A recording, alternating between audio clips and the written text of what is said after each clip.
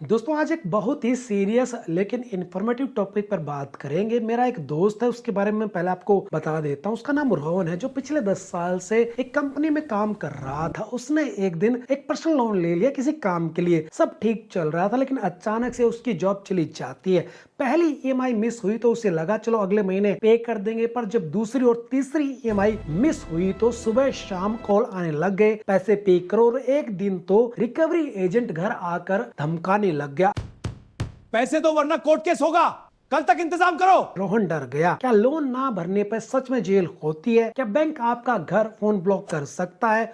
रुको, अगर आपके साथ ऐसा हो रहा है या हो सकता है तो डरने की जरूरत बिल्कुल भी नहीं है।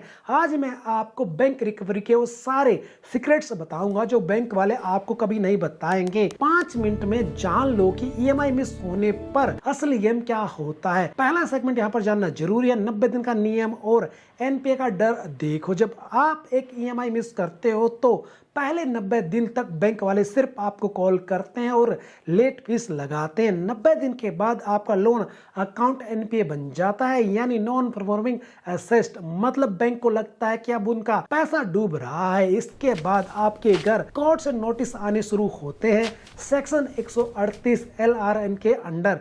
ये देखकर आधे से ज्यादा लोग डर कर पैसे भर देते हैं, पर सच बताऊं, लोन न भर पाना एक सिविल क्राइम है, ना कि कोई क्रिमिनल क्राइम है। इसलिए रिकवरी एजेंट जब भी पुलिस का नाम ले तो डरना मत।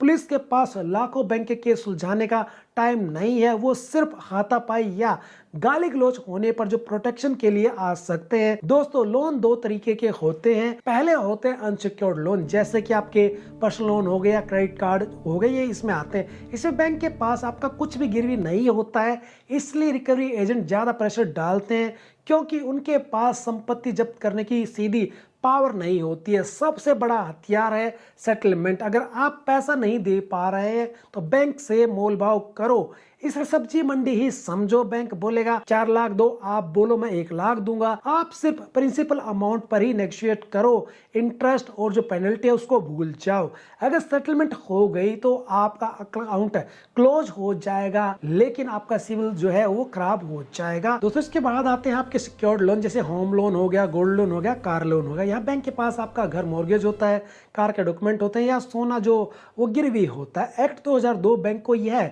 हक देता है कि वह अपनी जो गिरवी आपने चीजें रखी हैं उसको बेचकर अपने पैसे रिकवर कर सकता है। जैसे गोल्ड के केस में सेटलमेंट सबसे मुश्किल है, क्योंकि गोल्ड लोन में बैंक को पता होता है कि सोना गिरवी है, उसे बेचकर वो अपना पैसा आसानी से रिकवर कर सकता है। होम लोन, इसमें भी बैंक घर बेच सकता है, लेकिन अगर आप थोड़ा थोड़ा पैसा भरते रहते हैं, यानी जो ईएमआई है उससे कम भी अगर भरते रहेंगे तो कोर्ट से घर बेचने की जो परमिशन है वो बैंक को बड़ी मुश्किल से मिलती है। दोस्तों, अब सुनो लेटेस्ट अपडेट। आरबीआई ने कंज्यूमर ड्यूरेबल लोन, जैसे कि एसी, टीवी, फोन पे जो लोन होते हैं उनके लिए एक नया रूल बनाया है।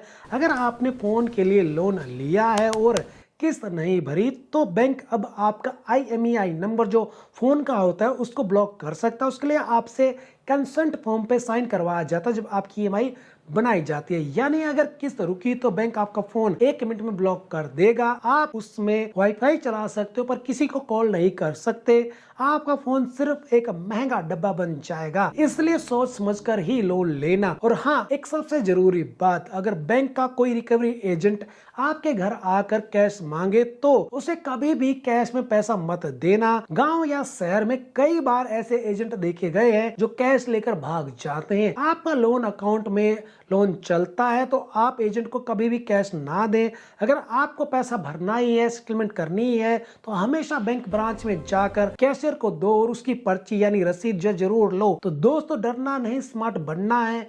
अपने अधिकारों को जानो और सही जानकारी के साथ बैंक से बात करो। लोन लेना बड़ी बात नहीं है, उसे समझदारी से मैनेज करना बहुत बड़ी बात है। ज्यादातर लोग इसी में फेल होते हैं और इसी वजह से उनको जब परेशानियां झेलनी पड़ती है। अगर यह जानकारी आपको अच्छी लगी, वीडियो आपको पसंद आई तो प्लीज वीडियो को लाइक जरूर कर देना, चैनल को सब्सक्राइब जरूर कर देना। इस वीडियो को अपने दोस्तों के साथ जरूर शेयर करना जो ईएमआई पे ज्यादा चीजें लेते हैं।